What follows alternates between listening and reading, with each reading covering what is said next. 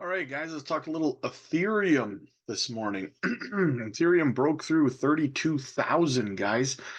Now, listen, I think that this price action for Ethereum is going to continue all the way up until May when we get the Ethereum ETF either approval or denial, because it's got to be one or the other for the SEC. They cannot kick the can down the road any further than May 23rd, I believe the date is.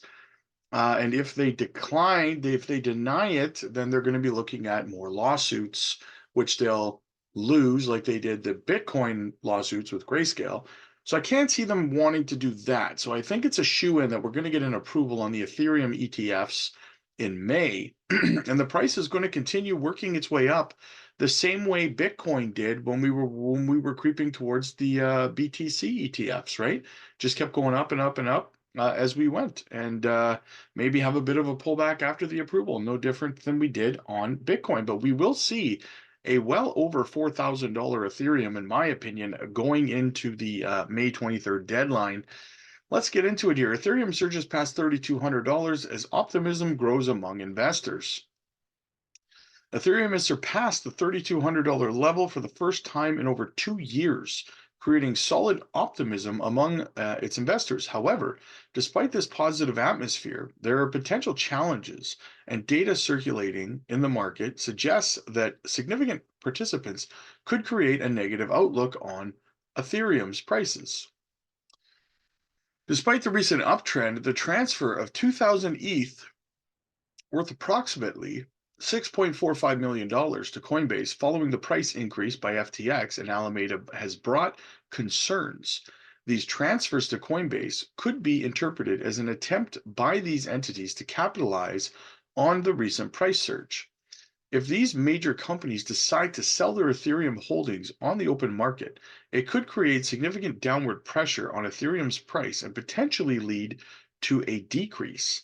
The actions of key players in the market could lead to price fluctuations and may cause smaller market participants to join on the selling frenzy. This situation could potentially trigger a downturn. Another significant indicator that perpetual volumes also reached all-time highs amidst Ethereum's strong upward movement. Projects related to the subject, such as Mux protocol, achieved an astonishing volume surpassing 1.9 billion last week, with the project's returns skyrocketing to an incredible 93%. The remarkable level of high returns seen in the project is another indicator of the rising interest in Ethereum-based projects.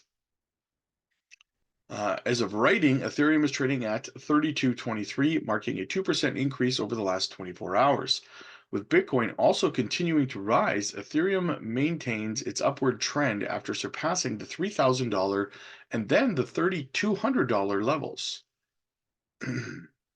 On the other hand, an analysis of the Ethereum network also presents a positive outlook. Notably, the increase in Ethereum network growth indicates that even new users are turning towards accumulating Ethereum. Investor sentiment is considered important for understanding the potential direction of ETH's price. At the time of writing, there is a noticeable decrease in the percentage of short positions, indicating a shift towards the more optimistic investor sentiment. This decrease in the number of short positions aligns with the generally positive trend observed in Ethereum's recent price movements. My opinion on this, guys, I don't think that these bigger entities are going to start selling off Ethereum at this point in time. Why would they do that when they know that there's a very, very strong possibility of the Ethereum ETF being approved and likely the price continuing to ride its way up the same way it did with BTC? Why would they sell at these prices when they could probably sell it around or over $4,000? Doesn't make any sense, right? Let me know what you guys think. Hit the like button, hit the subscribe button, click the join button to support the channel, guys. Become a member, become a gem hunter. We look at microcap gems. We do members only live streams. We help with portfolio structure and exit strategies. Definitely all that is worth it for $4 a month, less than a $5 bill, less than you spend on coffee. So hit the like, hit the subscribe button, guys. Support the channel, and I'll see you in the next one.